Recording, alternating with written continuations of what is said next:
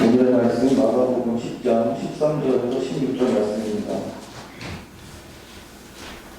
사람들이 예수께서 만져주심을 바라고 어린아이들을 데리고 오매 제자들이 묻지거늘 예수께서 보시고 노하시어 이르시되 어린아이들이 내게 오는 것을 용납하고 금하지 말라. 하나님의 나라가 이런 자의 것이니라. 내가 진실로 너희에게 이르노니 누구든지 하나님의 나라를 어린아이와 같이 받들지 않는 자는 결단코 그곳에 들어가지 못하리라 하시고 그 어린아이들을 안고 그들 위에 안수하시고 축복하시니라. 아멘. 네, 절기가 되면 이제 잠깐 고민을 합니다. 설교를 절기에 맞춰서 할까 아니면 다른 부분에서 할까 잠깐 고민을 하고요. 또 하나의 고민이 교동문을 이제 번호 순으로 대체로 이제 첫 주일에는 1번, 셋째 주일은 3번 이런 식으로 하는데 이제 오늘이 2025년 18번째 주일입니다. 그래서 주보를 되게 이제 원래 틀이 있는데 찬송가를 이제 이번 주가 맞춰서 바꾸고 교동문을 어린이 주일 걸로 할까 순서대로 18번 할까 잠깐 고민을 하다가 깜빡 교동문을 바꾸지 않고 넘어갔습니다. 그래서 주보에는 17번으로 나와 있고 이제 우리 준비하는 이제 김정국 집사님이 미리 알아서 18번을 준비했다고 그래서 18번으로 이제 교동문을 나눴는데 설교 이제 어린이 주일 매년 반복되어지는 건데 이제 다음 주에 어버이 주일 오늘 뭐 어르신들 선물 드려도 설교는 이제 어버이 주일에 맞춰서 하는 건데 같은 설교가 반복되어지니까 고민을 잠깐 합니다. 그러나 절기에 이제 설교 설교하지 않으면 오히려 어색할 것 같아서 가능하면 이제 좀이라도 다른 내용으로 말씀을 전하려고 준비를 하고 있습니다.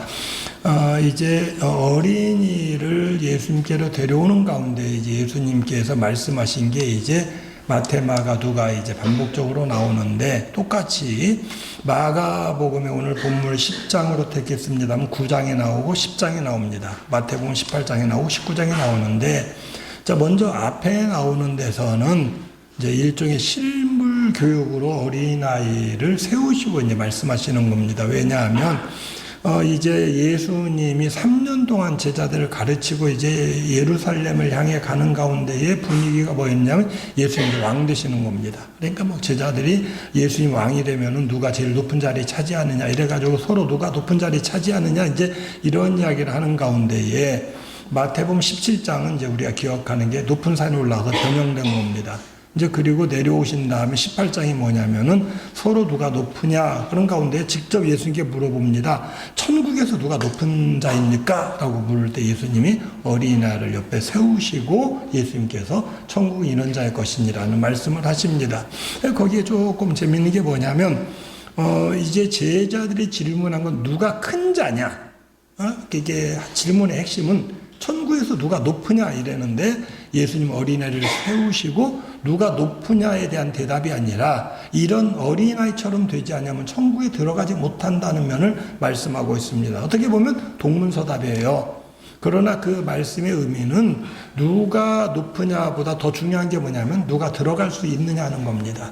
너희들은 뭐 누가 높으냐 따지는데 야 어린아이처럼 되지 않으면 들어가지도 못해 이런 의미의 말씀인 겁니다. 그전에도 한번 설명드렸는데요. 예수님이 중풍병자를 고치시는 가운데에 중풍병자를 예수님께서 명령하시면서 침상을 들고 가라고 하시니까 사람들이 논쟁하는 게 뭐냐면 왜 안식일에 일을 하냐는 겁니다.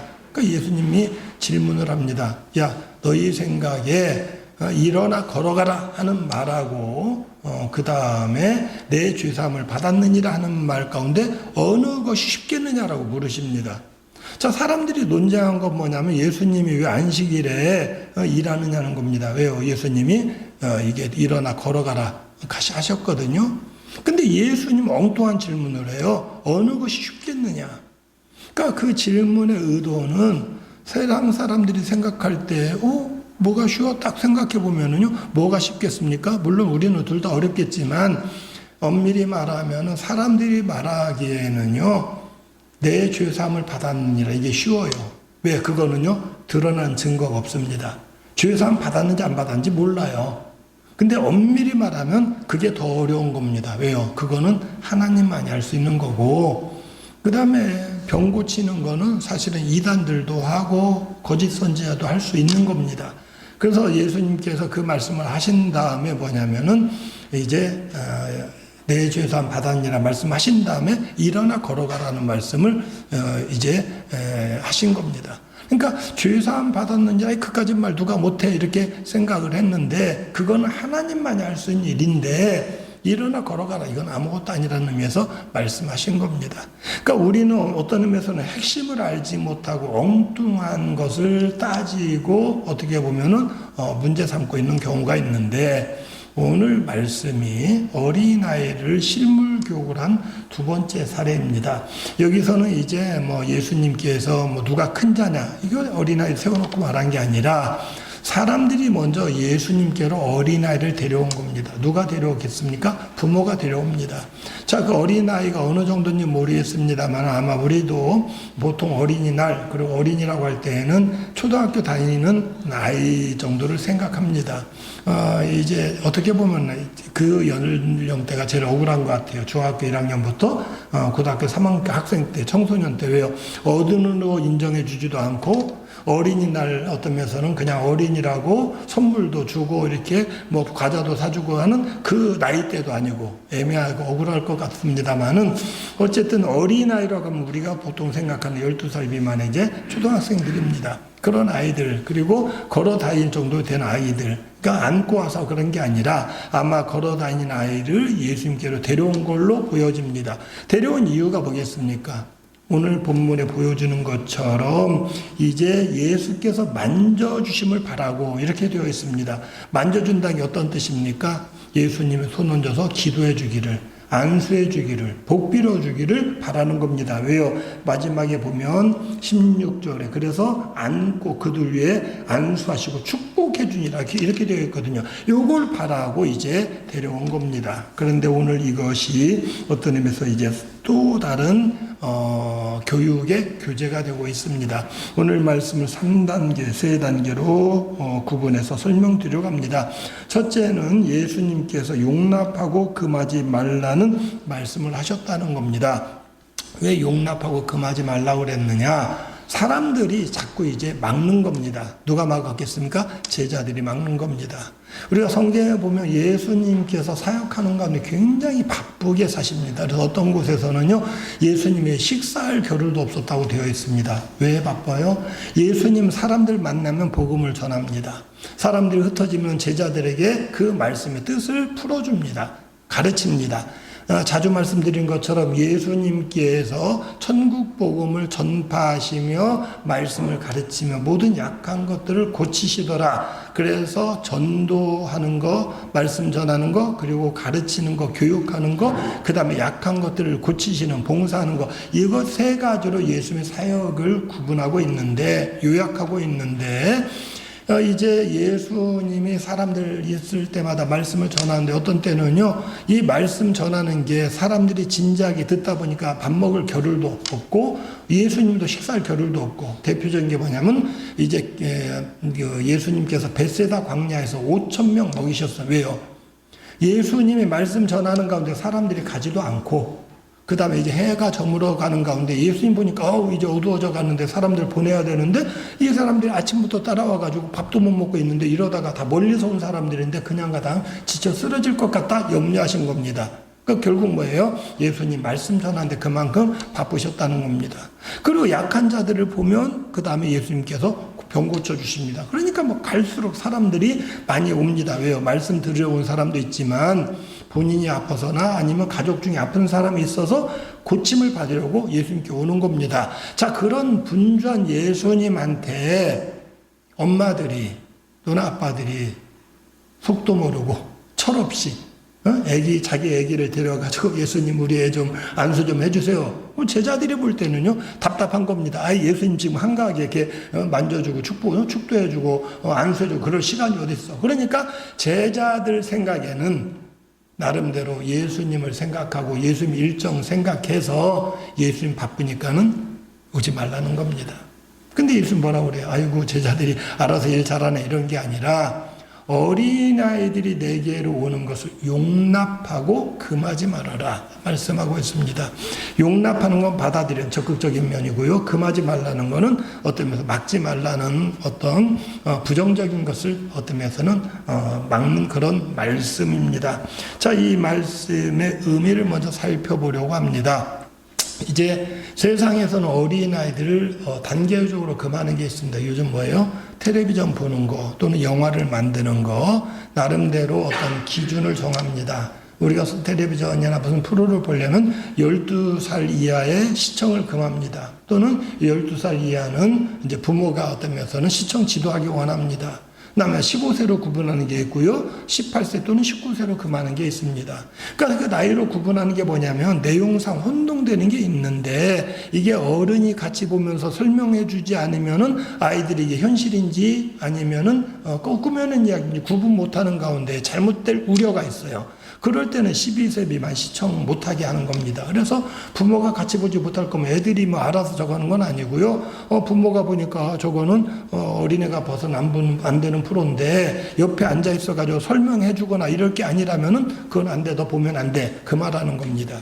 그리고 이제 15세나 또는 19세로 지정하는 프로들은 너무 선정적이거나 폭력적이거나 내용상으로 굉장히 폭력적인데 그걸 내버려 두면은요, 애가 그걸 보면서 이게 현실인지 영화인지 구분을 못하는 가운데 폭력 성향을 띠게 되는 겁니다.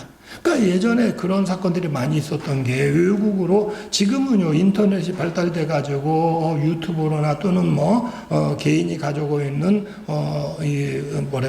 스마트폰이든지 아니면 개인 컴퓨터나 이제 영상 기기를 통해서 자유롭게 영화를 다운받아 볼 수 있습니다만 예전엔 그렇지 않고 뭐예요? 비디오 테이프라는 걸 빌려서 봤어요. 근데 미국에 유학 가 있는 자녀가 이게 언어도 안 되는 가운데 공부할 마음이 없으니까 잘못된 친구들 어울리고 시간 보내기 위해서 또는 핑계는 뭐냐면은 영어 공부한다는 핑계로 비디오를 빌려보는 겁니다. 그러니까 비디오 빌려보는데 다 그게 뭐냐면 폭력적인 거예요. 폭력적인 거 보면서 그게 어떤 면에서는요 본인 가치관이 형성 안 된 상태 그게 당연한 줄 알고 일상적인 줄 알고 폭력적으로 변하는 겁니다. 그래서 뭐예요? 모방범죄가 생기는 겁니다. 그러니까 어떻게 보면은요, 뉴스 프로그램도 조심할 게, 뉴스는 모든 사람, 이게 몇 세 이하, 이게 없는데 모든 사람이 보는 건데, 세상에 잘못된 폭력적인 걸 그대로 말 그대로 여과 없이 그냥 내보내는 경우가 있어요. 뭐 어떤 방법으로 누가 누구를 어떻게 하면 살해를 했다 또는 범행을 저질렀다 또는 누가 어떻게 거짓 사기를 쳤다. 또 보면은요, 그런 것들 뭐냐면은 사람들이 방송을 통해 배우는 겁니다. 그러니까 어떤 면에서는 어느 정도 규제할 필요가 있어요. 그래서 이게 사회에서는 아이들이 잘못 배울까봐 규제를 하는데 예수님께 오는 거 금했던 이유는 뭡니까? 저는 어릴 때 봤던 것 같아요. 요즘은 뭐 모든 방송을 통해 애들이 또 모든 그 광고를 접하니까 그런 일 없습니다만은요. 옛날에는 약장수라고 그랬어요. 아마 연배가 되시는 분들은 동네에 와가지고 약장수라고 해서 이게 파는 분들을 봤을 것 같은데 보면은 와가지고 처음에 사람들 관심 끌으려고 뭐 차력을 한다든지 또는 뭐 침팬지 한 마리를 데리고 다니면서 뭔가 뭐 이렇게 오락거리를 보여줍니다. 애들이 막 모여들어요. 처음에는 내버려 둡니다. 왜요? 애들이라도 와야 이렇게 사람들이 모여들고 사람들이 모여들면 이제 어른들이 관심 있을 것 같습니다. 그러니까는 그 이제 약장사라 말 그대로 물건을 팔기 위한 사람인데 사람들이 모여있는데 보면 대부분 애들이 쫙 둘러싸여 있습니다. 그러다가 이제 한둘 어른이 오면은 애들 때문에 어른들이 이렇게 가까이 올 수가 없습니다. 그러다 보면은요, 이제 그 다음에 그냥 물건 팔려고 그러면 요즘은 아이들도 물건을 자유롭게 살 수 있습니다. 옛날에는 아이들이 돈 갖는 경우가 없습니다. 부모님 용돈 주면은 가서 군것질을 몇 번 하면 끝나는데 뭐라고 합니까? 본격적으로 약 팔 때 되면 애들은 가라. 애들은 왜 가라고 그러니까 쓸 데가 없어요. 장사하는데 도움이 안 됩니다. 마치 예수님의 제자들이 마치 예수님을 약장수처럼 만드는 거예요. 도움이 안 된다 생각하는 겁니다. 야, 니네들은 도움이 안 되니까. 니네들은 복음을 들어도 이해도 못하니까. 이렇게 생각하는 겁니다. 그리고 어떤 면에서 너희들이 어떤 사역에 도움이 안 되니까 가라. 이렇게 생각을 한 겁니다. 자, 부모님들이 아이를 데리고 올 때는요, 도움 된다고 생각해서 온 게 아닙니다.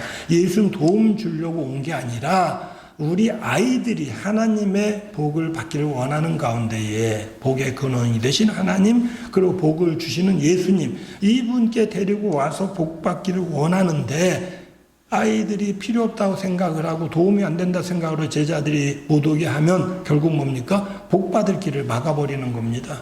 그러니까 복 받으러 오는데 복 받는 길을 막지 말라는 그런 말씀입니다. 그래서 첫째, 예수님께서 용납하고 금하지 말라고 말씀하신 것은 사람들이 착각하는 게 뭐냐면 내가 예수님을 돕는다고 생각하는 가운데에 우리는 다 제자들입니다. 어떻게 보면은요, 야, 이런 사람은 도움이 안 돼, 애들은 도움이 안 돼, 별 도움이 안 돼, 또는 분주한 가운데, 예수님의 분주한 가운데 애들이 오면은 방해가 된다는 생각, 그 많은 경우입니다.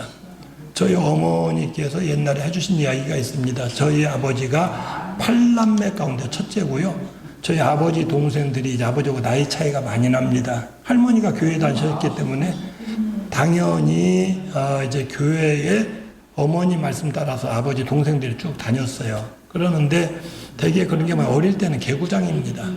교회에서 장난치다가 뭐 예를 들어서 뭘 넘어뜨리기도 하고 뭐가 깨지기도 하고. 근데 이제 한두 번 아마 그런 경우가 있는 것 같아요. 교회에서 말썽 부리다가 이제 어른들한테 혼나는 경우. 근데 이제 교회에 뭐가 물건이 깨졌습니다. 뭐 예를 들면 유리창이 깨졌어요. 근데 증거는 없는데 그다음 뭐냐면 뒤집어 쓰는 게 뭐냐면은 누구 집 아들이 깼을 것이다.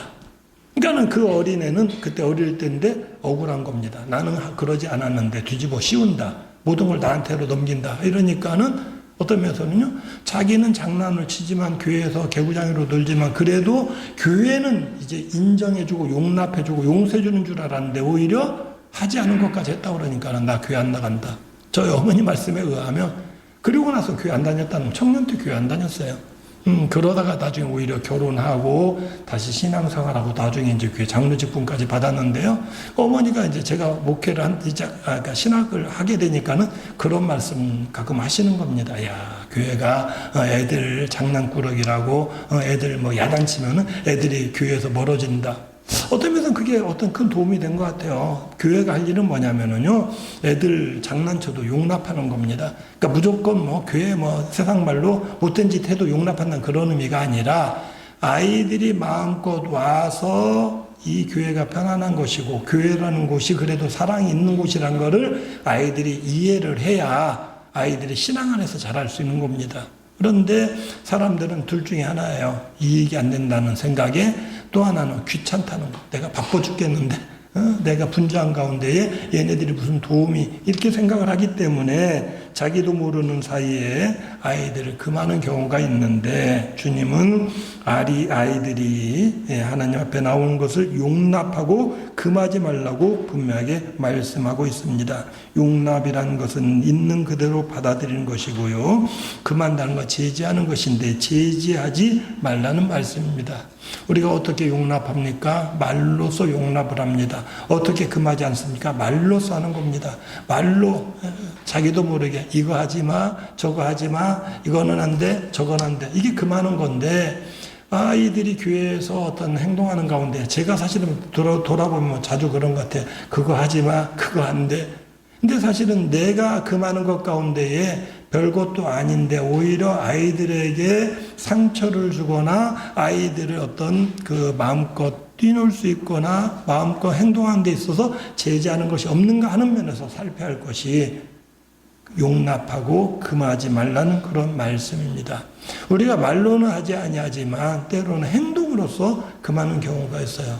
뭔가 언짢은 표정으로 바라보면 애들도 압니다. 아이고 보는 거 보니까 내가 하는 거 굉장히 싫어하는구나. 어떻게 보면 짐승도 알아요. 짐승도 눈치가 얼마나 빠른지 모릅니다. 근데 아이들이 모를 리 없거든요. 주님은 우리가 신앙생활하는 데 있어서 어린 아이들이 주님 앞에 나온 걸 용납하라고 말씀하고 있는 바 내가 아이들의 신앙생활을 금하고 있지는 않는지 내가 말로서 또는 행동으로서 금하고 있지는 않는지 살펴봐야 할 것이고 한 걸음 더 나아가서 단순히 나는 금하지 않았다 이게 아니라 용납해주는 그런 마음으로 갈 것으로 권고하고 있습니다.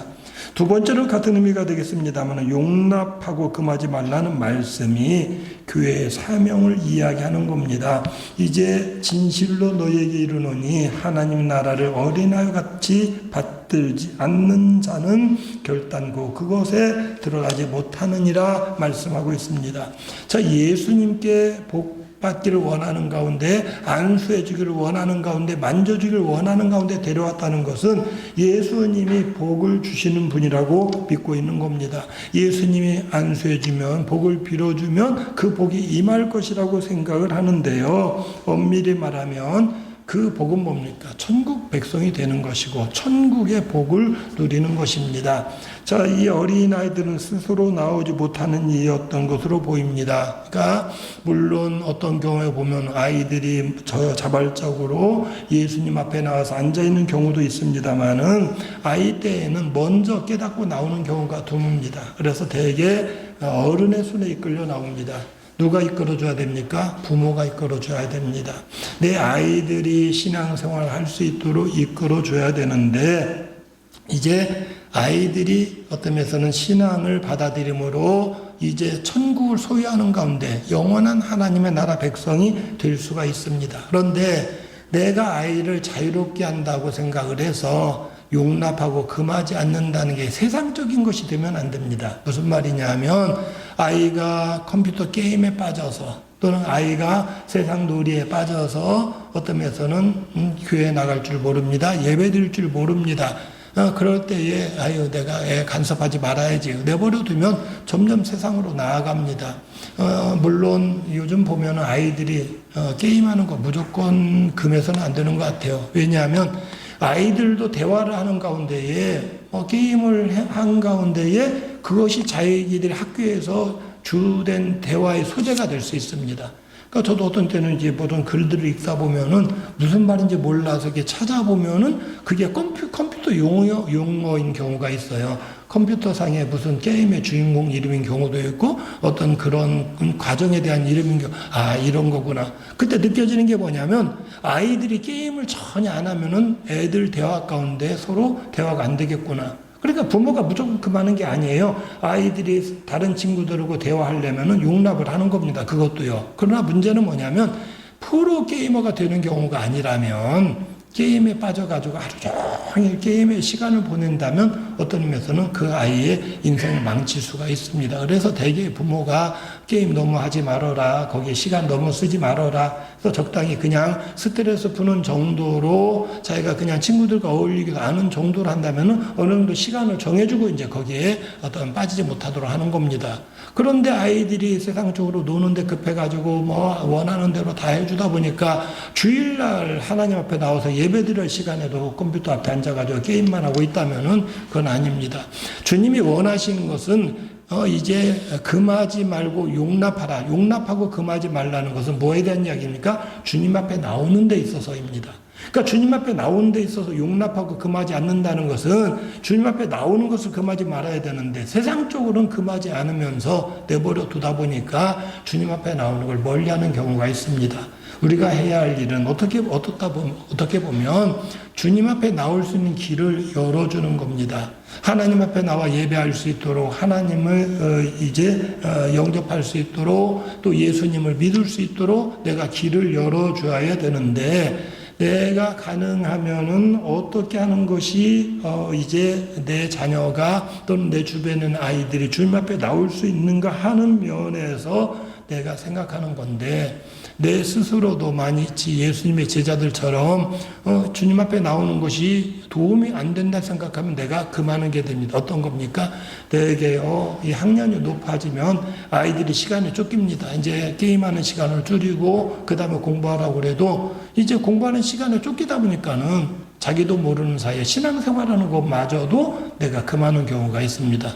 아이가 계속 공부의 압박을 받고 시간에 쫓기다 보니까 어떻게 보면 자기가 가진 시간 가운데에 공부하는 시간 외에 내가 가질 수 있는 여유 시간이 뭔가 그냥 게임 잠깐 하는 거, 친구들 잠깐 만나는 거 이러다 보니까 하나님 앞에 나오는 시간은 제외가 되는 겁니다.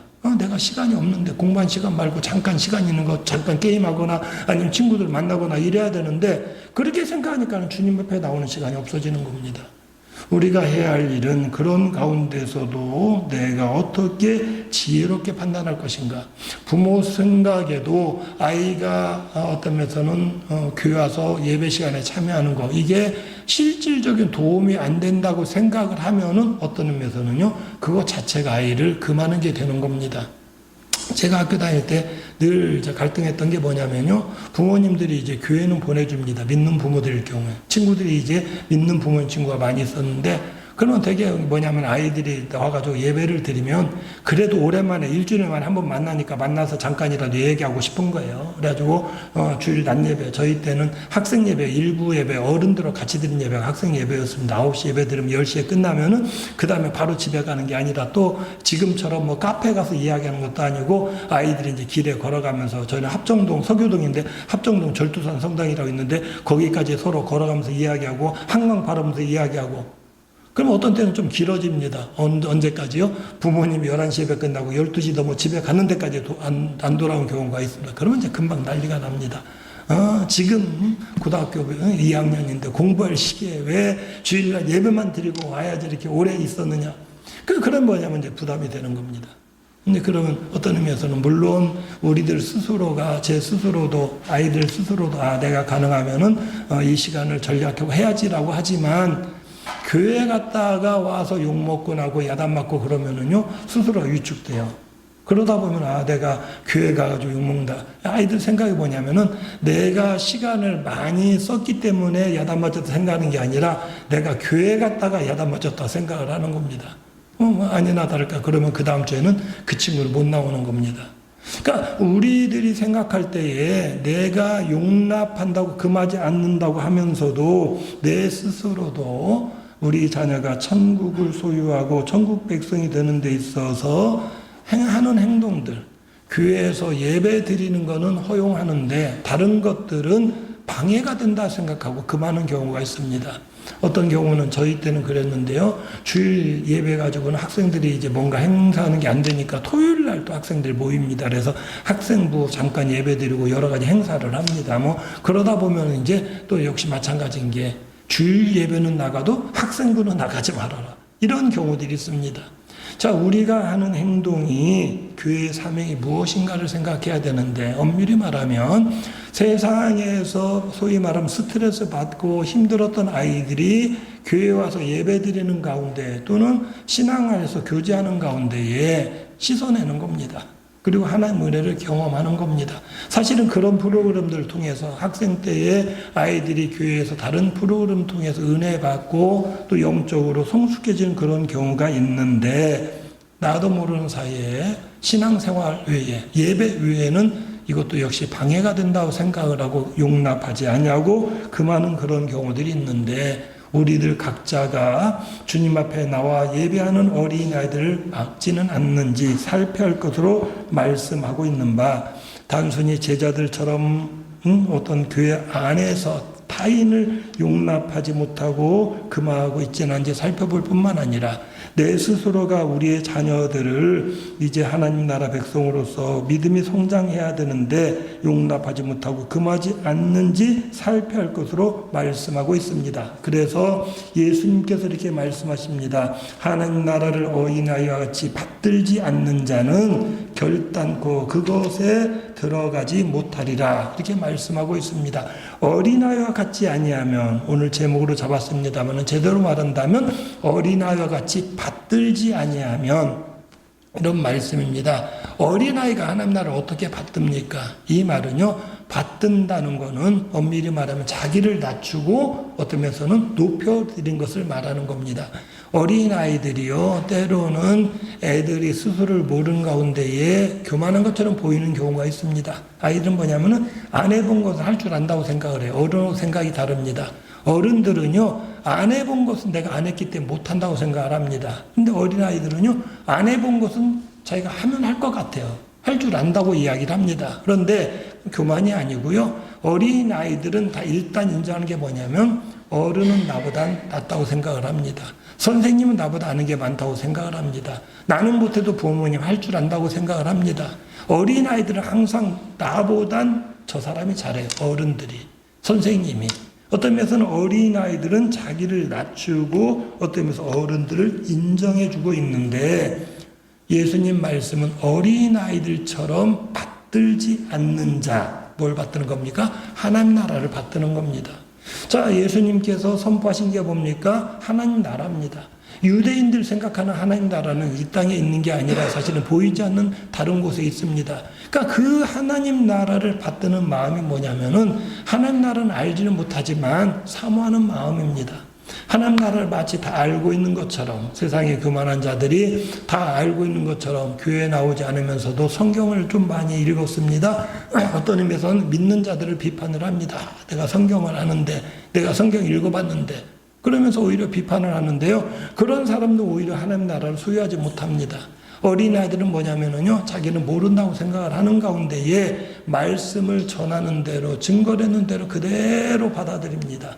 자, 아이들처럼 흡수 잘하는 경우가 없습니다. 그러니까 아이들한테 이게 프로그램을 보여주면서 이거는 아이들은 봐서는 안 된다고 하는 이유가 뭐냐면 아이들은 그것을 그대로 받아들이기 때문입니다.